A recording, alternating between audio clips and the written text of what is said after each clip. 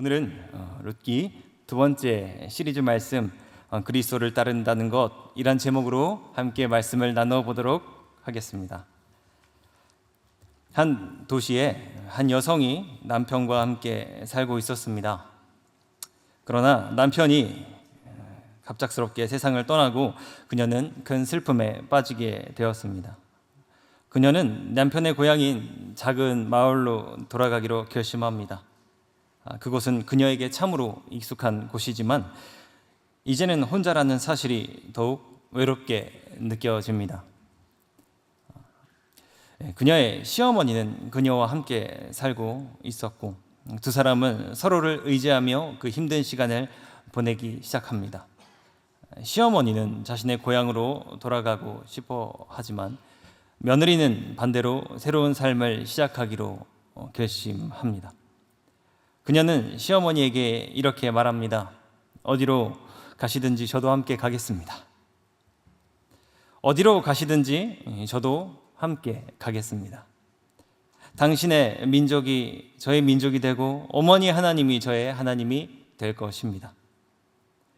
결국 두 사람은 함께 새로운 시작을 위해 길을 떠납니다. 그들은 서로의 곁에서 서로 힘이 되어주며 새로운 환경에 적응해 나갑니다.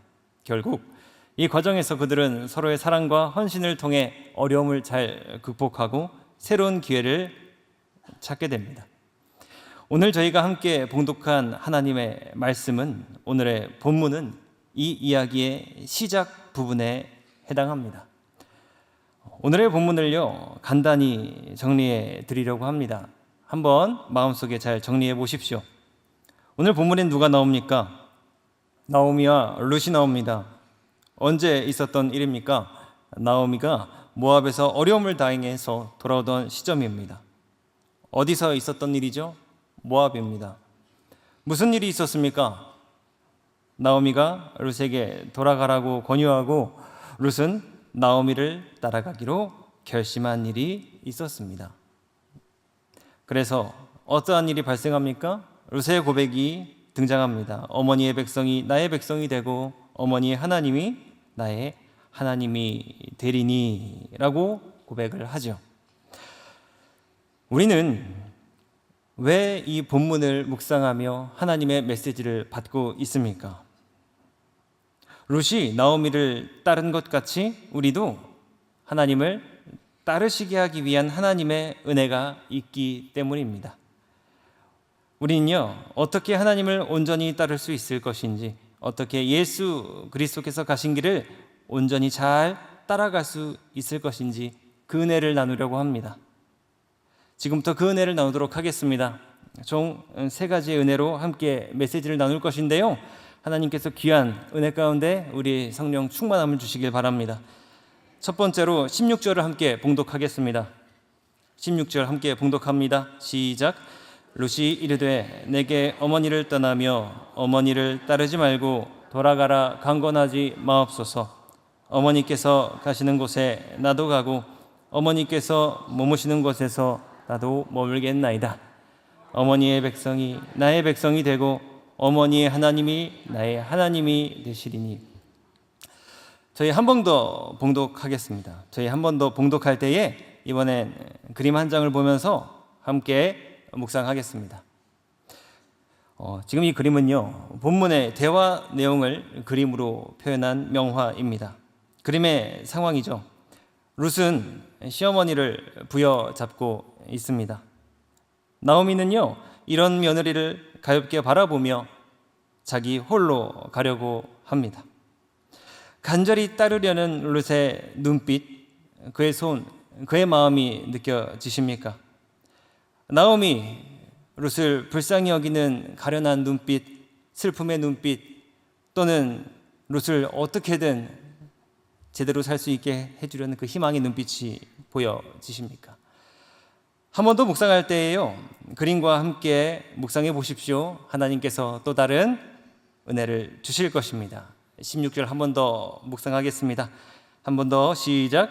룻이 이르되 내게 어머니를 떠나며 어머니를 따르지 말고 돌아가라 강권하지 마옵소서. 어머니께서 가시는 곳에 나도 가고 어머니께서 머무시는 곳에서 나도 머물겠나이다. 어머니의 백성이 나의 백성이 되고 어머니의 하나님이 나의 하나님이 되시리니. 15절부터 18절까지는 룻의 결단이 나옵니다. 나오미가 룻에게 고향으로 돌아가라고 권유하자 룻은 자신의 결단을 밝히며 나오미를 따르겠다고 선언합니다. 어머니의 백성과 어머니의 하나님을 자신의 것으로 삼겠다고 말합니다. 성경은 늘 말합니다. 자신의 것을 모두 버리고 하나님의 것을 따르는 삶을 살아야 한다. 아브라함은 하나님께서 그에게 약속의 땅으로 떠나라고 명령하셨을 때에 자신의 고향과 친척을 모두 뒤로하고 떠났습니다. 예수님의 12제자들은 자신의 직업과 가족을 모두 뒤로하고 예수님을 따랐습니다. 사도 바울은 예수님을 만나고 자신의 돈과 명예를 포기하고 하나님을 따랐습니다. 에스더는 자신의 지위와 생명을 버리고 왕에게 나아갔습니다. 예수 그리스도께서는 하늘의 영광을 다 버리고 이 땅으로 내려오셨습니다. 하나님께서는 이와 같이 살 때 생명을 얻는다 말씀하십니다. 마태복음 16장 24절에서 25절 말씀은 이야기합니다. 이에 예수께서 제자들에게 이르시되 누구든지 나를 따라 오려거든 자기를 부인하고 자기 십자가를 지고 나를 따르라. 누구든지 제 목숨을 구원하고자 하면 잃을 것이요 누구든지 나를 위하여 제 목숨을 잃으면 찾으리라. 오늘 우리의 삶도 마찬가지입니다. 우리의 세상의 육신과 안목, 이생의 자랑을 버리고 하나님을 따라야 합니다. 우리는 질문할 수 있습니다. 만약 우리가 모든 것을 버리고 떠났을 때 고난이 찾아온다면 그럼에도 불구하고 나는 나의 것을 포기하고 하나님을 따르는 삶을 살아야 하나요? 라고 말입니다. 하나님께서는 무엇이라고 대답하실까요? 그럼에도 불구하고 너의 것을 따르고 나를 따르라 말씀하십니다.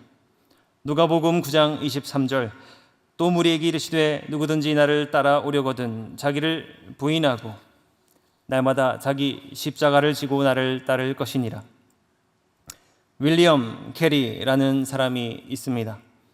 윌리엄 캐리는 자신의 것을 버리고 하나님을 따르는 삶을 살았던 인물입니다. 그는 18세기 말에 그리고 19세기 초에 활동한 영국 선교사입니다. 언어학자였으며 현대 선교의 아버지라고 불립니다. 윌리엄 캐리는 초기에 신발 제작자로 일했으나 하나님에 대한 깊은 열망과 선교의 부르심을 느꼈습니다. 그는 인도에서 선교 활동을 하기로 마음에 굳게 결심하고 가족과 안락한 삶을 뒤로하고 인도로 떠납니다. 그의 헌신적인 사역은 성경, 번역, 교육, 의료 선교 등 다양한 분야에 걸쳐서 성공적으로 이루어졌습니다. 그는 인도에서 40년 이상 사역하며 수많은 고난과 어려움을 겪었지만 자신의 신념을 지키며 복음을 전파합니다. 기억하십시오. 우리는 고난이 찾아오더라도 나의 삶을 포기해야 합니다. 그리스도인은 하나님의 영광을 위한 삶을 살아야 합니다. 이 삶엔 명확한 목적과 힘이 있습니다. 이것이 우리의 두 번째 은혜가 될 것입니다. 이 두 번째 은혜를 위해 함께 오늘 성경 21절을 함께 봉독하도록 하겠습니다. 21절 함께 봉독합니다. 내가 풍족하게 나갔더니 여호와께서 내게 비어 돌아오게 하셨느니라. 여호와께서 나를 징벌하셨고 전능자가 나를 괴롭게 하셨거늘 너희가 어찌 나를 나옴이라 부르느냐 하니라. 19절에서 21절 말씀은 베들레헴으로 귀환을 이야기하고 있습니다. 나오미와 룻이 베들레헴으로 돌아가는 과정이 잘 묘사되고 있습니다. 두 사람이 베들레헴에 도착하자 마을 사람들이 나오미를 알아보고 모두 놀라워합니다. 나오미는 자신이 고난을 겪었다고 설명하며 자신의 이름을 더 이상 나오미라 부르지 말고 마라라고 바꾸겠다라고까지 이야기를 합니다. 마라라는 단어의 뜻은 쓰다입니다. 여기서 재미있는 점은 나오미의 뜻이 무엇인지 아십니까? 바로 희락이라는 점입니다. 히라, 기쁨이라는 점이에요. 나옴이라는 이름이 마라로 바뀐 것은 그녀의 정체성이 기쁨에서 슬픔으로 바뀌었음을 이야기합니다. 많이 힘들고 어렵고 고난받았으면 더 좋은 이름으로 바꿀 법도 한데 도리어 진실되게 하나님 앞에 마라라고 이름을 바꾸겠다고 이야기를 한 겁니다. 자신의 모든 감정과 생각을 주님 앞에 내어놓았습니다. 이 말씀은요, 그녀가 모압에서 겪은 아픔과 상실감은 전적으로 드러내고 있습니다. 하나님에 대한 원망과 슬픔이 고스란히 담겨 있습니다. 이제 내 인생에는 희망이 없다고 확신하는 장면입니다. 하나님께서는 나오미와 같은 삶을 통해 우리에게 말씀하십니다. 너희가 가진 모든 것을 그대로 내어놓고 그대로 버리고 나를 따르라. 하나님께서 나오미가 모압에서 모든 것을 잃었어도 하나님을 믿고 살던 그 모압이라는 장소까지, 거기서 있었던 모든 추억까지 모두 버리고 떠나라고 이야기합니다. 모두 다 버리고 베들레헴으로 가길 원하십니다. 나오미에게 남는 것은 쓰디쓴 원망뿐입니다. 마라라고 하는 자신의 이름뿐입니다. 그럼에도 불구하고 믿음으로 긍정적이었던 것, 부정적이었던 모든 것까지 다 버리고 나를 따르라고 하시는 것입니다. 우리가 좋은 것, 나쁜 것을 가려가며 버리는 것이 아니라 너에 있는 모든 것을 버리고 하나님을 전적으로 따르라는 하나님의 메시지입니다.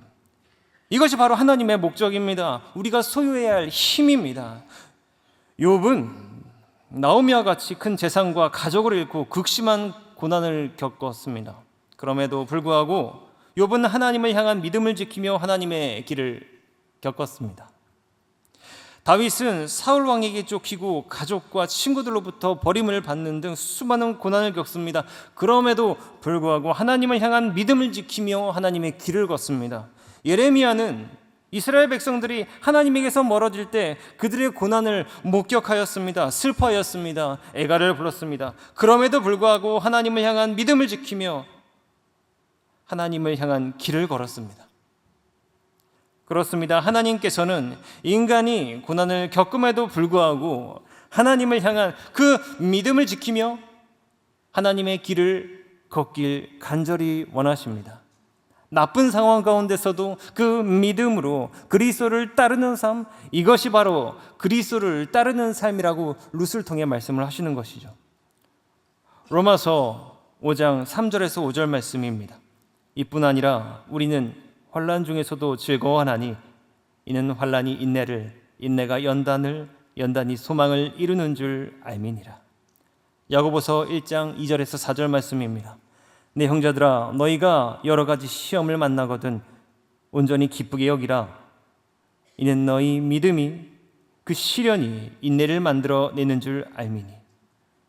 베드로전서 1장 6절 말씀을 봉독하십시오. 그러므로 너희가 여러 가지 시험으로 인해 잠시 괴로움을 당할지라도 이로 말미암아 너희 믿음의 시련이 귀한 금보다 귀하여 예수 그리스도께서 나타나실 때의 칭찬과 영광과 존귀를 얻게 할 것임을 기뻐하라. 우리가 그리스도를 믿음으로 전적으로 따를 때에 하나님의 축복이 함께한다고 성경에서는 증언하십니다. 우리가 오늘을 살 때도 마찬가지입니다. 하나님을 향한 그 믿음을 지키며 하나님의 길을 걸어가야 합니다. 이것이 우리가 가진 것을 버리고 하나님을 따르는 이유입니다. 믿음과 하나님의 길을 지키는 힘과 목적이 있습니다. 현재 그리스도인들은 매일 고난받는 현대사회를 살아가고 있습니다. 그리스도인들은 가장 힘들어하는 고난들이 참으로 많은데요. 그 중에 현대 그리스도인들이 그리스도를 따르지 못할 정도로 힘들어하는 것 5가지를 추려봤습니다. 5위는요, 신앙에 대한 박해입니다. 많은 그리스도인들이 직장, 학교 또는 사회적인 상황에서 자신의 신앙 때문에 차별과 비난을 겪는 것을 참지 못하고 있습니다. 4위는 가치관의 충돌입니다. 그리스도인들은 세속적인 가치, 자신의 신앙적 가치에서 갈등을 겪습니다. 3위는 가족 간의 갈등이라고 이야기를 합니다. 신앙 때문에 가족과의 관계에서 어려움을 겪습니다. 특히 기독교로 결혼하면서 개종을 했을 경우에 말이죠. 2위는 사회적인 고립감입니다. 신앙을 지키기 위해 선택한 그 삶의 기독교 방식 때문에 친구, 사회적으로 고립감을 느낀다고 합니다. 1위는 정신적인 스트레스라고 합니다. 신앙적으로 올바른 삶을 살고자 하는 노력, 하지만 이렇게 살게 하지 못하는 현실적인 어려움, 여기서 갈등이 생겨서 마음에 너무나 큰 어려움을, 짐을 마음속에 품고 산다고 이야기를 하죠. 그리스도인들이 현실의 삶을 사는 것은요, 이와 같이 고난입니다. 예외는 없습니다. 그래서요, 꼭 필요한 게 있는데 바로 믿음이죠. 그와 같은 삶을 살 때 하나님의 축복이 우리와 이제 함께하기 시작합니다. 어느 한 교회 집사님 이야기를 들려드리겠습니다. 한 집사님이 계셨는데요, 이 집사님은 중년의 그리스도인이었습니다. 20대부터 신앙생활을 해왔습니다. 그는 가족과 직장에서 신앙생활을 바탕으로 올바른 삶을 살려고 참으로 노력을 많이 했다고 하였습니다. 그런데 최근 몇 년간 여러 가지 어려움을 겪습니다. 이 집사님은 중소기업에서 근무했고요, 안정적인 직장 생활을 해왔지만 경제적인 불황으로 인해 회사가 어려움을 겪습니다. 결국 이 집사님은 예기치 않게 실직하였고, 이로 인해서 가족의 생계에 참으로 많은 어려움이 점점점 늘기 시작합니다. 직장을 잃은 후에도 집사님은 기도하며 새로운 일자리를 구하려고 열심히 노력을 합니다. 하지만 나이가 많아지면서 구직이 더 어려워졌습니다. 이런 상황에서 집사님은 자신의 신앙을 지키는 것이 점점 힘들어집니다. 주변에서 그를 위로하기보단, 집사님을 위로하기보단 신앙이 있으면 왜 이런 일이 생기느냐라는 부정적인 반응이 점점 더 많았습니다. 집사님은 자신의 신앙이 의심받는 것 같아 큰 상처를 받았고, 하나님에 대한 믿음이 흔들리기 시작했어요. 하지만 집사님은 교회에서의 그 동료들과의 관계 덕분에 다시 힘을 얻기 시작합니다. 기도를 요청하고 함께 성경 공부를 하며 서로의 신앙을 격려합니다. 집사님은 이러한 신앙적인 교제를 통해 다시 한번 하나님께 모든 것을 내어놓고 의지하는 삶을 살기로 결심하였습니다. 또한 집사님은 자신의 경험을 바탕으로 자신과 같은 실직자들을 위한 프로그램에 참여를 하기 시작합니다. 집사님은 자신의 이야기를 간증하면서 다른 사람들을 도와주는 일을 하기 시작하였고, 이를 통해 새로운 목적을 찾게 되었습니다. 자신의 고난이 자신과 같은 다른 이들에게 도움이 될 수 있다는 사실을 점점점 깨닫게 됩니다. 결국 집사님은요, 하나님께 기도하고 의지함을 통해서 결국에는 새로운 직장을 찾게 되었고요, 그뿐만이 아니라 이전보다 더 깊은 신앙을 가지게 되었고요, 자신과 같은 어려움을 도울 수 있는 그러한 은혜의 사람이 되었습니다. 고난 중에 믿음으로 하나님을 따르는 삶, 우리가 살아내야 할 그리스도인의 삶인 것을 삶으로 증명해 주었죠. 오늘 우리는요, 고난 가운데 이 믿음으로 그리스도를 따르기 위해 반드시 이와 같은 삶을 살아내야 합니다. 그러기 위해서는 우리가 무엇을 실천해야 할까요? 본문은 단 한 가지의 메시지를 전달하고 있는데요, 이것을 세 번째 은혜로 나누도록 하겠습니다. 이 세 번째 은혜 22절을 함께 봉독하고 오늘 세 번째 은혜를 나눕니다. 함께 봉독해 볼까요? 22절입니다. 시작. 나오미가 모압 지방에서 그의 며느리 모압 여인 룻과 함께 돌아왔는데 그들이 보리 추수 시작할 때에 베들레헴에 이르렀더라. 이 본문은 귀환의 시점에 대해서 이야기합니다. 나오미와 룻이 보리 추수 시작할 때 베들레헴으로 돌아왔음을 언급합니다. 이는 룻기의 전체 이야기 전개의 중요한 기초가 됩니다. 보리 추수 시작할 때란 아주 중요한 몇 가지 의미를 지니고 있는데요, 첫 번째로 보리 추수 시작할 때는 하나님께서 룻과 나오미를 돌보시고 그들의 삶에 개입하실 때를 보여줍니다. 두 번째는요, 룻이 보리밭에서 일할 수 있는 기회를 얻는 시점을 이야기하고 있습니다. 새로운 삶의 전환점을 말합니다. 세 번째는요, 룻이 보아스를 만나게 되는 그 시점을 이야기하고 있습니다. 이 세 가지를 한마디로 요약하면 보리 추수 시작할 때는 하나님께서 도와주실 때, 내 인생에 희망이 생길 때라고 할 수 있습니다. 바로 그 기회의 시간에 하나님의 말씀을 묵상하고 하나님께서 열어주신 길을 따라갑니다.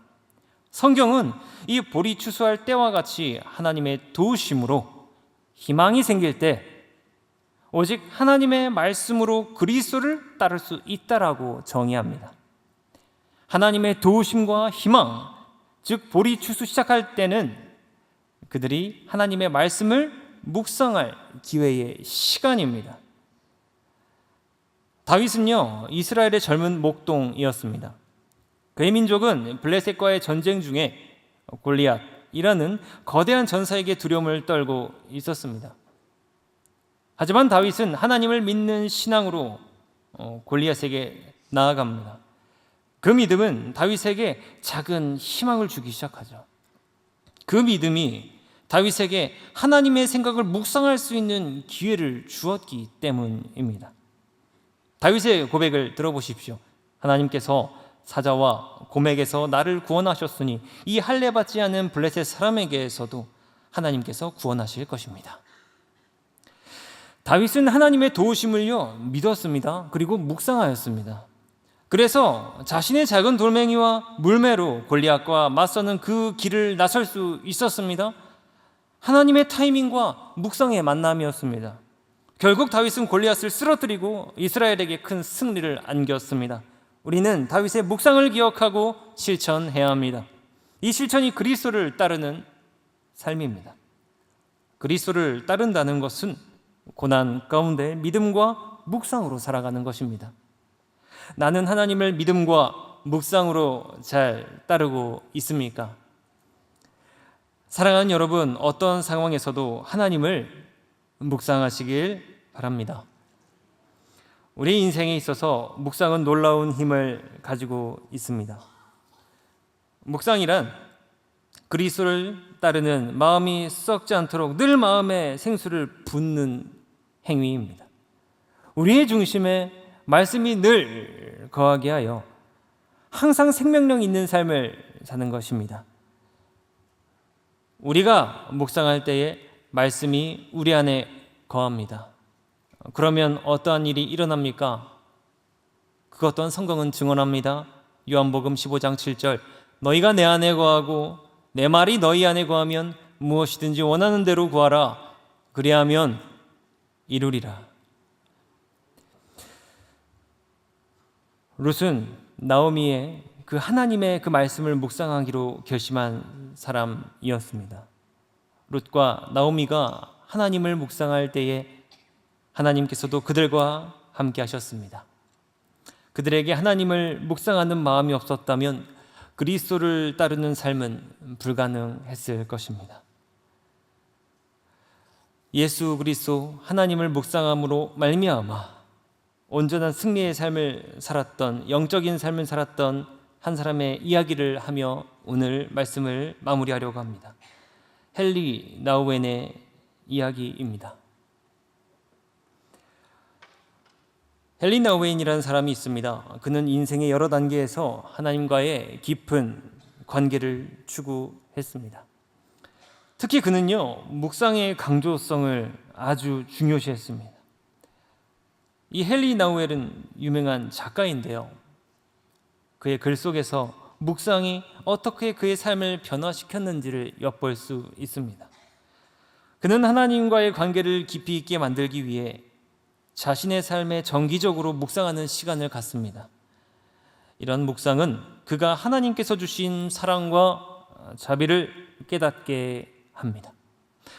헨리 나우엔은 정신적, 신체적 장애인을 돌보는 그 공동체에서 묵상을 통해 하나님께서 그를 어떻게 인도하셨는지를 이야기합니다. 그는 묵상을 통해 하나님께서 그에게 주신 사명과 사랑을 깨달았다고 고백을 하는데요. 결국 그는 묵상을 통해 세계에서 그리스도를 가장 잘 따르는 모범적인 작가의 삶을 살아낼 수 있었습니다. 사랑하는 상당교회 가족 여러분, 하나님의 말씀을 묵상하십시오. 그리스도를 따르는 방법은 이것밖에 없습니다. 만약 우리가 그와 같은 묵상의 삶을 살아간다면요, 나는 하나님의 도우심과 희망으로 더욱더 굳건한 믿음의 삶을 살 것입니다. 저희 교회는요, 합력하여 선을 이루는 그 묵상 공동체로서 하나님의 놀라운 그 은혜를 체험해 갈 것입니다. 하나님의 나라는요, 참된 하나님의 그 능력으로 말미암아, 그 묵상으로 말미암아 그 복음의 역사가 날로 더욱더 많이 보여져서 세상에 하나님의 나라가 더욱더 확장되는 그 놀라운 일들이 벌어지기 시작할 것입니다. 바로 이 시작은 나의 묵상에서 시작된다는 점을 기억하십시오. 하나님 아버지, 우리가 진정 묵상을 통해 예수 그리스도를 따르는 삶을 살고자 합니다.